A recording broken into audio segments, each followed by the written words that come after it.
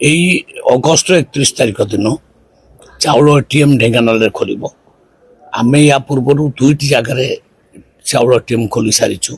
ଗୋଟେ ହେଲା ଭୁବନେଶ୍ୱର ଆଉ ଗୋଟେ ହେଉଛି ଝାରସୁଗୁଡ଼ା। ଆମେ ଚାହୁଁଛୁ ସାରା ରାଜ୍ୟରେ ପ୍ରତ୍ୟେକ ଜିଲ୍ଲାରେ ଆଟଲିଷ୍ଟ ଗୋଟେ ଗୋଟେ ଚାଉଳ ଏଟିଏମ୍ ଖୋଲୁ। କାହିଁକିନା ଲୋକମାନେ ଯେଉଁମାନେ ବିଶେଷ କରି ଲେବର ଶ୍ରେଣୀୟ ଲୋକ ଦିନଯାକ କାମ କରୁଛନ୍ତି, ସନ୍ଧ୍ୟାବେଳେ ଯେତେବେଳେ ଚାଉଳ ପାଇଁ ଯାଉଛନ୍ତି ଡିଲର ତା ଦୋକାନ ବନ୍ଦ କରିଦେଉଛି। ତେଣୁ ଏଟିଏମ୍ଟା 24 ଆୱାର୍ସ ଓପନ୍ ରହିବ। ଏମାନେ ଯିବେ ଏଟିଏମ୍ ସେଣ୍ଟରକୁ, ନିଜର କାର୍ଡ଼ର ନମ୍ବର ଡାଏଲ୍ କରିବେ। କାର୍ଡ଼ର ନମ୍ବର ଡାଏଲ୍ କରିସାରିଲା ପରେ ମେସିନ୍ ମାଗିବ ଚାଉଳ ନେବ ନା ଗହମ ନେବ। ତମେ ଲଗେଇବ ଚାଉଳ, ତାପରେ ସେ ଏଗେନ୍ ପଚାରିବ କେତେ କେଜି, ଧର 10 କେଜି 20 କେଜି 30 କେଜି, ସେ ଅନୁଯାୟୀ ଡାଏଲ୍ କରିବାକୁ ପଡ଼ିବ।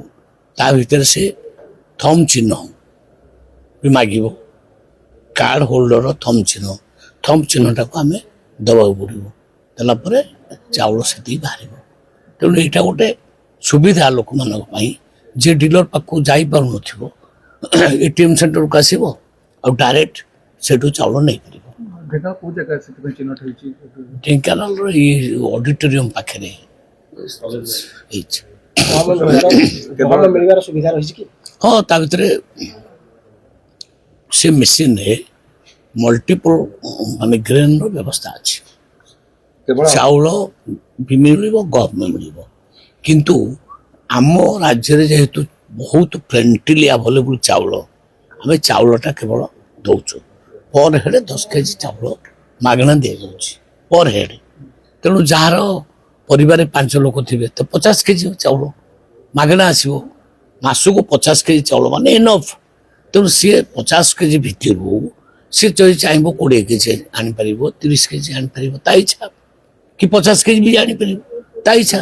ଯେମିତି ଏଟିଏମ୍ରେ ଆମର ଟଙ୍କା ଏଟିଏମ୍ରେ କ'ଣ ହେଉଛି, ଆମ ଖାତାରେ ଅଛି 10,000 ଟଙ୍କା, ଆମେ ବାହାର କରୁଛେ 2,000 ଟଙ୍କା, ଆମର ଦରକାର ଅବଶ୍ୟ। ତାପରେ ପୁଣି କେତେବେଳେ 1,000 ଟଙ୍କା ବାହାର କରୁଛେ। ଏଇଭଳିଆ ଚାଉଳ ଏକକାଳୀନ ନ ନେଇକି ବାର ବାରକି ଥରଥରକି ନେଇ ହବ, ନହେଲେ ଏକକାଳୀନ ବି ନେଇ ନା ନାଇଁ କଟିବନି, କୌଣସି କଟିବନି। ତେବେ କେବଳ ଢେଙ୍କାନାଳରେ ପୁରା ରାଜ୍ୟର ସବୁ ଜିଲ୍ଲାରେ ଗୋଟିଏ ଗୋଟିଏ ଏଟିଏମ୍ ସେଣ୍ଟର ଆମେ ଖୋଲିବାକୁ ଯାଉଛୁ।